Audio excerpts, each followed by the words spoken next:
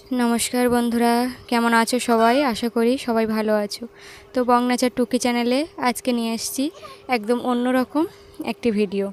तो देखो आज এই যে কাপড় টাপড় নিয়ে বসে পড়েছি। এটা কিন্তু আমি ব্লাউজ কাটার জন্য আমি পেছন পাটটাই কেটে রেখেছি। আর হচ্ছে এটা এই যে দেখতে পাচ্ছ আমি হাতাটা নিচ্ছি। এই যে হাতাটা নিয়েছি এটা শর্ট হাতা নয়, এটা গ্লাস হাতাই, কিন্তু এর যে পাড় আছে সেই পাড়টার জন্য আমি এই অল্পই কেটে নিয়েছি।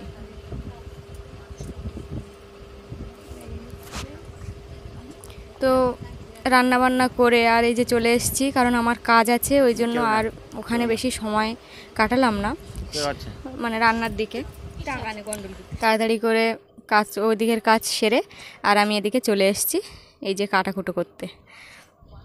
এখন যদি না দিই তো আজ তো মহালয় হয়ে গেল আর পুজো বেশি বাকি নেই। তো এরকম কিছু খুচরো কাজ আছে, এইটা বড় কাজ, তো এইটা আগে করে রাখি, রাখলে তো একটা চিন্তামুক্ত হব। আর এদিকে যে ফলস পার্টগুলো আমি আটকাচ্ছি সেগুলো আমি আগের দিন কেটে রেখেছিলাম, মানে ফলস পার্টগুলো। তো আমার তো আর মেন কাপড় কাটা হয়নি, তাই ফলস পার্ট বসিয়ে একটু দাগ দিয়ে তারপরে আমি মেন কাপড়টা কেটে নিচ্ছি। তো দেখো এই যে পার্টটা এটা হচ্ছে এস পার্ট বলে, যে সাইডে যেটা থাকে ব্লাউজের, আর এটা হচ্ছে আপার পার্ট। তো যারা সেলাই করো তারা অবশ্যই বুঝতে পারবে। আর আমি টুকটাকি সেলাই করি, যে একদম পুরো ভালোভাবে যে সেলাই করি সেরকম কিছু না। তো যাই হোক আমি একের পর এক পার্টগুলো বসিয়ে আর মেন কাপড়টা কেটে নিচ্ছি।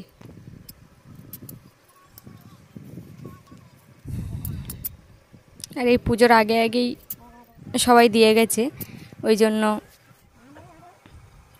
তো এই যে দেখো এটা লয়ার পার্ট, আর আমি যে এইটা সেলাই করছি এটা কিন্তু ফিতের জন্য আমি সেলাই করে নিচ্ছি। পেছন দিকে ফিতে হবে, লটকান যেটা বলে, ওই লটকান হবে, তার জন্য আমি এইটা সেলাই করে নিচ্ছি। তো আমি পেছন পার্টে যখন আমি ফলস জুড়বো তার সাথে আমি এটা আটকে দিতে পারবো। তো এইভাবে আমি সেলাই করে নিয়েছি। আর আমি যে শিকটা নিয়েছি ওটা ছাতার শিক, ওই ছাতার শিকটা দিয়ে আস্তে আস্তে ওর মধ্যে দিয়ে আর এপাশে বের করে দেবো। তো এই যে দেখো, দেখলে বুঝতে পারবে এটা একটু সময় লাগে, কারণ হচ্ছে সেলাই যদি এদিক ওদিক হয়ে যায় তো একটু সময় হয়, মানে সময় লেগে যায়। আর মাথাটা একটু জড়িয়ে গেছিলো বলে আমি একটু ছাড়িয়ে নিলাম। তো এই যে দেখো হয়ে গেছে। তো এরকম আমি দুটো করে নেব।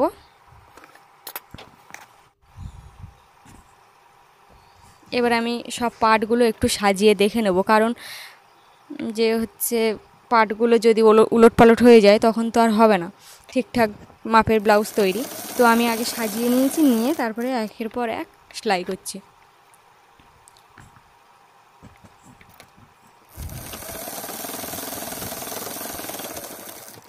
তো এই যে আপার পার্ট আর লোয়ার পার্ট একসাথে জুড়ে আর মাঝখান থেকে যে একটা ছোট্ট মতো সেলাই থাকে ওই সেলাইটা দিয়ে নিলাম। আর এখন বাকি আছে এস পার্টটা জোড়া, মানে আপার পার্ট লোয়ার পার্ট জোড়ার পরে এই এস পার্টটা আবার জুড়ে নিলে কিছুটা গঠনে চলে আসবে।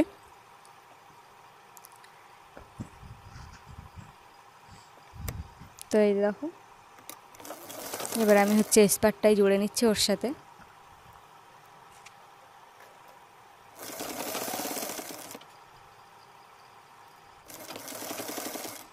তো এইভাবে ধরে ধরে জুড়তে হবে, না হলে স্লিপ করে চলে যাবে, কারণ এতটা সরসরে কাপড়, সিল্কের কাপড়, ওই জন্য স্লিপ করে চলে যেতে পারে।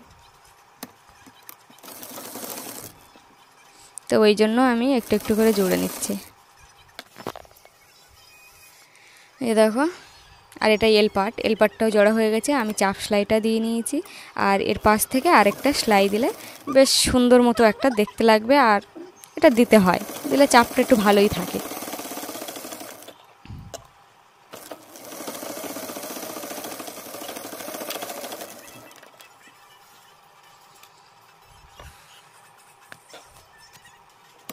তো বেশি সময় যে বসছি তা নয়, হচ্ছে এই ঘন্টা দুয়েক দেড়েক মতো হচ্ছে। তো এর মধ্যে যতটুকু হয় ততটুকুই সেলাই করে নিতে হবে, কারণ আবার বাইরে অনেক রকমের কাজ পড়ে আছে সেই কারণে।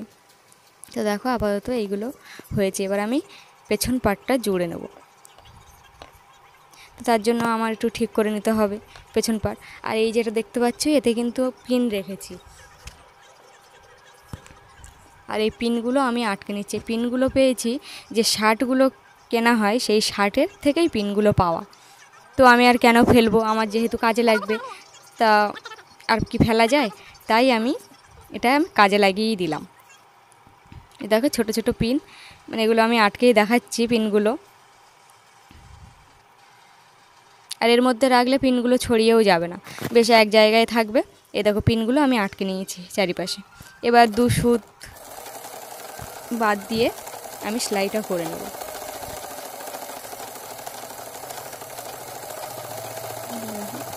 আগে প্রথম যখন সেলাই শিখি তখন আমি একটুও পারতাম না।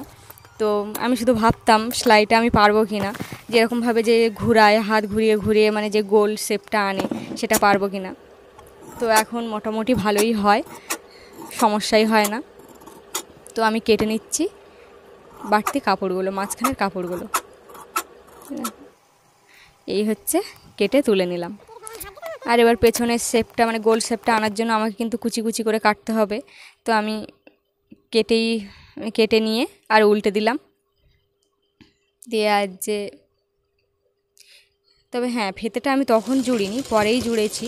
পরে ওখান থেকে একটু সেলাই কেটে আর একটু সাইড করে নিয়ে ওর মধ্যে দিয়ে দিয়েছি, দিয়ে আবার ওর মধ্যে চাপ সেলাই দিয়ে দিয়েছি। দিলে আমার এটা সেট হয়ে গেছে।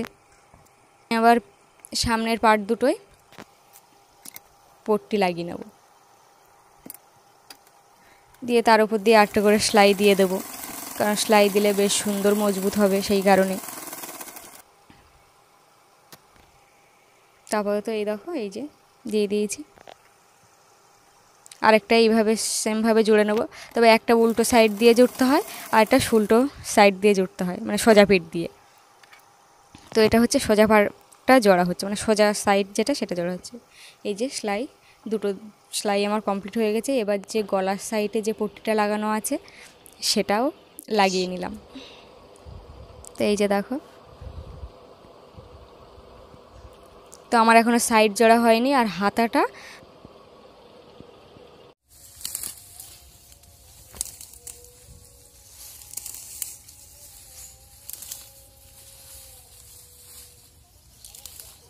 তো বন্ধুরা, কাজ করতে করতে চলে আসলাম এই কাজ করতে।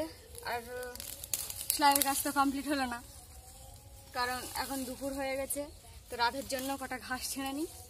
এই যে দেখতে পাচ্ছি এখানে ওল বাগানে প্রচুর ঘাস হয়েছে, এই জন্য এগুলো এখন তুলতে হবে। রাতেরও খাওয়া হবে, বাগানটাও পরিষ্কার হবে। আর এই যে ওল বাগানের অবস্থা, তবে কিছুটা ওল তুলে খাওয়া হয়েছে, 2-4টে তুলে খাওয়া হয়েছে। আর এই এখন অবস্থায় দাঁড়িয়েছে ওল।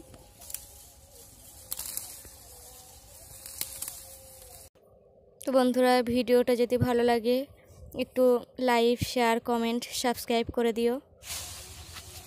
এই যে বন্ধু এগুলো দেখতে পাচ্ছি, এগুলো কিন্তু সেই চাল কুমড়োর ডাল উঠেছিল। ঝিঙে আছে, তরুল আছে, অনেক কিছু আছে, কিন্তু গাছগুলোয় তো আর কোনো ফসল হবে না, ফলও হবে না। তো গাছগুলোর আয়ু শেষ। তো এবার আমি গাছ থেকে নামিয়ে নিচ্ছি টেনে টেনে, দেখা যাক গায়ে কত জোর আছে। কত দূর চলে গেছে। যা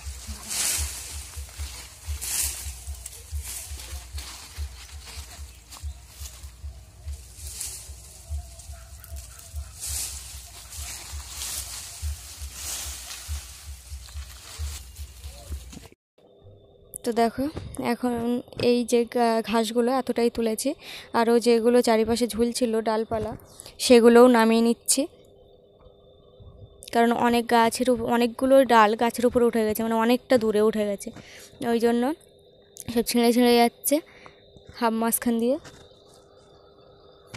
তো যতটুকু পারা যায়, যেভাবে আনা যায় নিচে সব সেই ব্যবস্থাই করা হচ্ছে। তো কুমড়োগুলো ছিল সেগুলো কিন্তু আর ভালো নেই, সেগুলো সব নষ্ট হয়ে গেছে, কারণ পাকেনি, ওই জন্য কুমড়োগুলো নষ্ট হয়ে গেছে।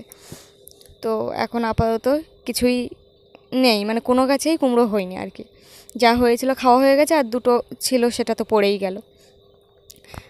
আর টানছি যাতে যে নারকেলের ডালটা আছে সেইটা যেন পড়ে যায়, কিন্তু সে আর কিছুতেই পড়লো না। শুধু এইগুলোই টানছি, এইগুলোই চলে এসছে, আর ওটা বেঁধে আছে সবেদার ডালে। তো দেখো আমি ভাবছি ওটা কিভাবে নামাবো। তো এটা আগে নামিয়ে নিচ্ছি, নামিয়ে নিয়ে আর এইটা দিয়েই আবার সবেদার ডাল ধরে আর ওইটা নামালাম। তো ভাবলাম নিচে পড়বে, তাও পড়লো না, ওটা আবার টেনে নিয়ে নামাতে হবে।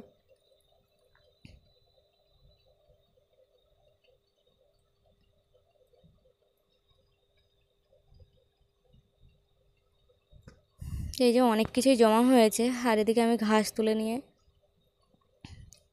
যাব, কারণ এই ঘাসগুলো এবার রাতের খাওয়ার আগে একে ধুতে হবে, কারণ ঘাসে অনেক রকম জীবাণু থাকে।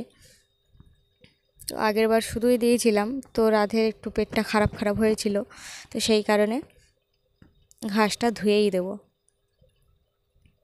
তো এবার ঘাস নিয়ে যাচ্ছি, নিয়ে গিয়ে আর পুকুরে দিয়ে দিলাম।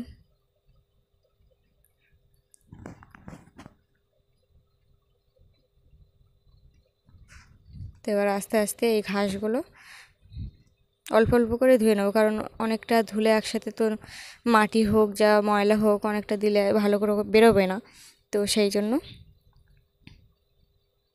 অল্প অল্প করেই ধুয়ে নিচ্ছি। মাছগুলোও খাবে। তো এই যে দেখো, দেখতে দেখতে আমার সব ঘাসগুলো ধোয়া হয়ে গেল, তুলে নিলাম উপরে। তো আজ এই পর্যন্ত।